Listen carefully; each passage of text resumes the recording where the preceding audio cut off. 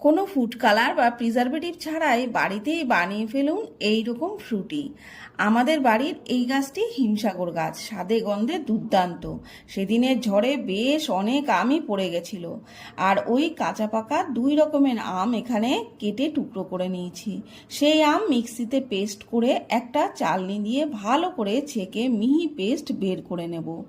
আর এবারে গ্যাসে একটা কড়াই বসিয়ে 1 কাপ জল ও 1 কাপ চিনি দিয়ে, চিনি গলে গেলে ওই আমের পাল্প দিয়ে জাল দিতে দিতে যখন স্বচ্ছ হয়ে যাবে তখন একটু লেবুর রস দিয়ে নামিয়ে ঠান্ডা হতে দেব।